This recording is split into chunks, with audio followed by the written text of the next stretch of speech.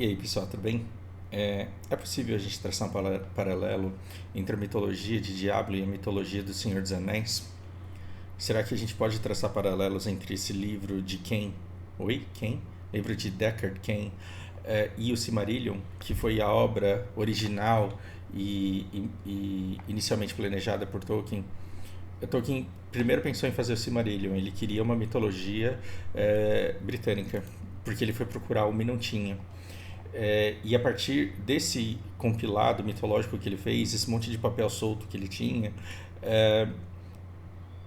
foi possível o nascimento do Senhor dos Anéis, que são esses 4 volumes que couberam naqueles três, os 4 livros que couberam nos 3 volumes e que tanto nos encantaram. Esse Silmarillion, ele preencheu um vazio muito grande que eu tive quando eu perdi a minha própria fé. Então eu tinha lacunas que eu precisava preencher de uma fé que eu não tinha mais e que um livro de fantasia me propiciou. Um livro de fantasia fez com que eu ficasse mais em paz com a minha própria natureza e com a natureza de toda a humanidade. O que eu acho incrível, eu consegui um consolo, uma paz de espírito, que é o objetivo de toda religião. Eu acho incrível eu conseguir isso no livro de fantasia. Por que estamos aqui? Estamos aqui porque eu, com o tempo, hoje à tarde, fui perder tempo no Facebook, que é o que a gente faz lá, e aí eu me deparei com um post na comunidade de Diablo 4. Esse post ele tem uma premissa super simples e óbvia, só que ele argumenta essa premissa de maneira incrível. Então, ele vem aqui para dizer que você perde tempo se você tenta olhar o universo de Diablo por uma perspectiva cristã ou judaica. E sim, isso é óbvio, tomara que não tenha nenhum cristão deixando de jogar Diablo porque tá achando que tá adorando capiroto e vai perder o paraíso. Tomara, isso é claro. Mas quem sou eu também para me meter na interpretação religiosa alheia? Ah, mas o que tem de interessante aqui é que ele fala, olha, no universo de Diablo não existe o bem absoluto, o mal absoluto, e você perde seu tempo se você estiver procurando Jesus ali. O Nephilim, ele não é Jesus. É outra parada. E é como se você tivesse um universo onde tudo está contido e da divisão disso você tem um desequilíbrio. E é como se esse meio ele buscasse o equilíbrio acima da vitória de um dos lados, acima da vitória do bem. Eu escrevi um negócio aqui e de vez em quando eu escrevo e falo umas coisas que eu escuto e leio e falo, nossa, como eu sou inteligente. E aí depois eu termino e leio de novo e falo, meu Deus, que coisa ridícula. E foi o caso, eu devia ter apagado isso daqui, mas deixa. Mas dá pra melhorar esse meu comentário? Bom, eu vim aqui lembrar alguns nomes que eu esqueço e eu cheguei nessa comparação. Dá pra gente dizer que o céu celestial é Valinor? Não é, mas vamos traçar esse paralelo. E Inferno Ardente, a gente pode falar que é Osasco? Não, né, gente? Não é Osasco. O Inferno Ardente é outra coisa. Você pode entender isso como a terra de Morgoth, mais tarde, onde o Sauron vai colocar lá a sua morada. Vamos chamar isso de Mordor, né? O santuário, você consegue fazer um paralelo com a Terra-média? Você consegue chamar o santuário de Terra-média porque os deuses eles ignoram. Ou seja, Terra-média é um lugar para onde os Valar eles não olham porque eles não têm interesse. Salvo um ou outro Valar que presta atenção no que está acontecendo ali, usufruam aí do livre-arbítrio e façam o rolê de vocês e se virem aí.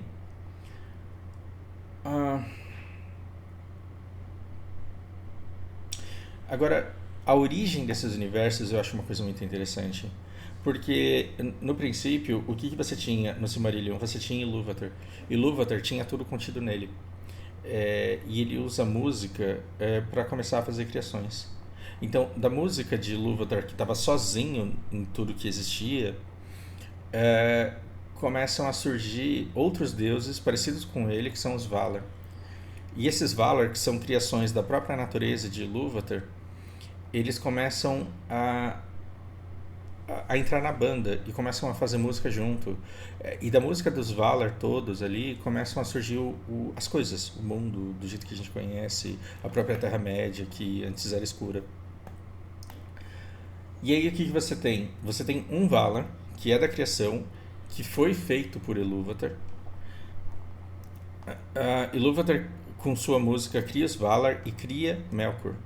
E o Melkor, ele escuta aquela música e fala: também sei fazer esse negócio aí, por que eu tenho que ficar tocando com essa banda que fica tocando harpa, essa coisa harmônica chata pra cacete? Eu vou fazer o meu funk.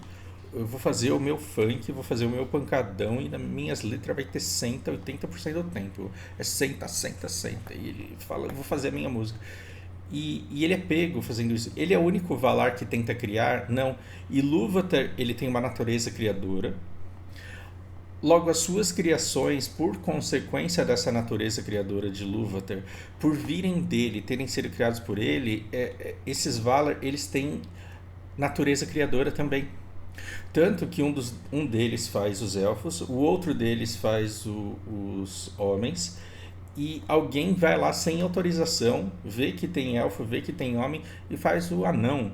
E o cara nem pediu permissão. E quando estava pronto, ele falou: eu fiz porque não aguentei. E se você quiser, eu desfaço tudo. E se você quiser desfazer também, você pode desfazer tudo, porque você é o chefe aqui.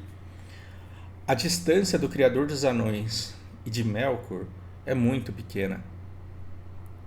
Por quê? Porque estava claro que eles tinham que parar de tocar essa música, tem que parar com esses Paranauê aí, tem que ir devagar com essas tretas que vocês estão fazendo.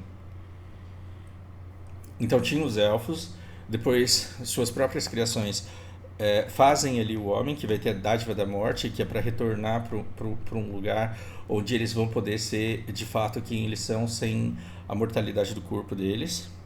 E aí um dos Valar cria os anões e ele fala: olha, eu fiz, mas se você quiser, destrói aí, tá tudo bem.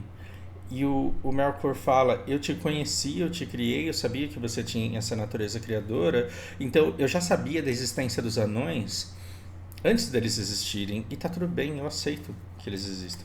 Mas para com essa passada aí agora, chega, né? E pro Melkor, quando o Melkor ele diz, a gente está falando do Satanás, né? Do Silmarillion.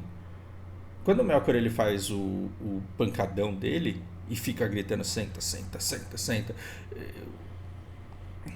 Valar olha para aquilo e o Melkor, num momento de orgulho, de rebeldia, ele fala: não é só você que pode criar, eu também posso criar. Essa música é minha, fui eu que fiz. E aí, você não gostou? Melhor do que essa música chata de harpa aí que você fez. Gente, eu tô usando toda a liberdade do mundo para falar sobre a minha interpretação da obra. Não me taquem pedras, pelo amor de Deus. Quando o Melkor ele fala: eu sou tão criador quanto você, eu sou tão foda quanto você, eu sou tão criativo. Quando começa essa medição de pau, o Ilúvatar ele dá uma lição pro Melkor. Ele fala: tudo veio de mim, tudo nasceu em mim, vocês nasceram de mim, e se você foi capaz de criar essa música que você criou, é porque ela existiu em mim antes de você criá-la. Então a criação é sua, mas ela só existe porque antes ela estava concebida em quem eu sou. E é por isso que eu amo Tolkien. Tolkien ele consegue fugir de uma irracionalidade maniqueísta sem deixar de ser cristão. E Tolkien ele explica o livre-arbítrio de maneira majestosa que nenhum padre, nenhum rabino, nenhum pastor jamais conseguiu me explicar. Ele diz: existe o mal que você fez aí, mas esse mal só é possível porque ele já estava presente. Isso está escrito no Silmarillion? Não, é Fausto que está falando. Porque se toda a criação de Melkor, que inclui todo o aprendizado do seu servo Sauron, porque Melkor é Morgoth, Melkor vira Morgoth depois. Se todo esse mal, toda essa criatividade para o mal foi possível, ela só foi possível porque ela estava contida naquilo que antes era o universo. E qual é a conclusão lógica que você tira disso? Que o mal está no universo, que ele é parte do universo indissociável dele. Entende que se Melkor não fosse Melkor, a natureza de Ilúvatar ela se dividiria num outro Valar que teria a natureza de Ilúvatar que estava contida em Melkor, que o fez rebelde, ambicioso, orgulhoso, criador e desejante da concentração de poder para si. Essa obra ela é simplesmente muito foda. Inclusive, quando o Sauron ele começa a se tornar cada vez mais poderoso e se destacar demais para o Maia. Por quê? Porque existem os deuses, os fodões, os Valar, e existem subdeuses, existem subdivindades, assim como na mitologia grega, assim como em diferentes mitologias. Existe um subdeus, existem vários subdeuses, um deles é Sauron, e Sauron ele começa a se tornar tão poderoso, mas ele tem tanta ambição, ele tem tanta ganância, que em determinado momento Tolkien, através de sua obra, fala sobre Sauron. Este só não se torna mais poderoso do que Morgoth, que é o Melkor, o deus maior, que é o Valar. Ele só não se torna mais poderoso porque por muito tempo ele foi apenas servo. Olha que foda que o Tolkien é. E eu preciso que vocês entendam que a gente está falando de Diablo. O Tolkien ele diz: Melkor era Valar, Sauron era Maiar, era inferior, mas ele tinha em si tanta ambição e tanta ganância e ele buscava tanto poder que ele só não superou um Valar porque ele foi servo deste por muito tempo. Isso consta lá. Agora a minha interpretação uma coisa é o poder que você tem e outra coisa é o quanto você é obstinado para conseguir alguma coisa. E um Maiar obstinado, ele pode superar um Valar de boas. Se o Valar for de boas, ele não vai tirar todo o potencial de dentro de si. E alheio e indiferente, ele pode acabar perdendo o território para alguém que está ali obstinado querendo alguma coisa. Até que a coisa chega num ponto em que os Valar eles são obrigados a ajudar o Frodo e a campanha dele, porque senão o negócio não ia dar. Então, se Frodo conseguiu o que conseguiu, foi graças ao Sam, aos outros que ajudaram ali, mas os Valar também estavam olhando, porque em algum momento eles falaram: cara, se ninguém parar, se não ajudar esse menino a parar o Sauron, vai sobrar pra nós esse negócio aí. E o que é o universo de Diablo? O universo de Diablo, ele tem inicialmente Anu, que é o deus fodão. Esse deus, o Diablo ele pega o que acontece com Ilúvatar, que através de sua música ele manifesta coisas muito boas, ele manifesta coisas não tão boas assim, e o Melkor. E ele escancara muito. Ele fala que Anu, sozinho, solitário no mundo, um dia começa a olhar para si e falar: eu não quero essa parte negativa que eu carrego em mim. É o mesmo panteísmo que nós temos aqui. Só que Anu, ele fala: não quero esse pedaço, eu rejeito esse pedaço. E aí eu escrevi de um jeito muito nojento, eu falei: ele toma um purgante e caga um dragão. O que quer dizer tomar um purgante e cagar um dragão? Ele fala: eu não quero esse mal, então eu vou tirar, eu vou arrancar esse mal de mim. E quando ele arranca, sai um dragão de 7 cabeças. Esse dragão que vai se dividir em males maiores e menores, um dos quais o diabo. Olha que interessante, e do conflito dele com esse dragão, nasce o Céu Celestial, que é Valinor, nasce o Inferno Ardente, que já falamos aqui que não é Osasco, e você tem descendentes de anjos e descendentes de demônios transando, tendo Nephalens, que vão ser Maia, o santuário sendo criado para proteger, porque a galera de um lado estava olhando pro filho, a galera do outro estava olhando pro filho. Era a mesma coisa de você ter um filho fruto de um casal de corintiano e palmeirense. Era como se um bolsonarista casasse com uma petista e tivesse um filho. Você olha para aquilo e você fala: não, tá errado. Eu tô fazendo piada sem graça, eu tô mexendo com coisa séria, mas o ponto que eu tô dizendo essas criaturas não deveriam existir, vamos protegê-las, porque se os anjos estão matando demônios e o nosso filho e as nossas crianças, elas são mestiços de anjo e demônio, o que os anjos e os demônios vão querer fazer com essas crianças? Vão querer aniquilá-las. Mas perceba, tanto os anjos quanto os demônios, eles estavam contidos em Anu. E é essa rejeição do seu lado negativo que gera um conflito, que gera toda essa dor e esse sofrimento. A graça do diabo é que os Maiar, os Nephalem, que são mestiços, eles se tornam mais poderosos que o Valar, pelo motivo que o Elber comentou aqui, porque eles estavam mais próximos do todo. Sim, isso é verdade. Por estarem mais próximos do todo, por terem em si o lado bom e o lado ruim, eles eram mais parecidos com o Anu do que os próprios, entre aspas, Valar, que são os anjos superiores e inferiores, os demônios superiores e inferiores.